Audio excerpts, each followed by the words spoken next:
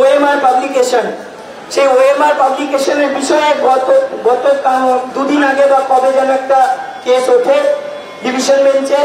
আগামীকাল সেটার হিয়ারিং আছে, সেখানে ভার্চুয়ালি বা ফিজিক্যালি যাই হোক চেয়ারম্যানের প্রেজেন্সের একটা দরকার।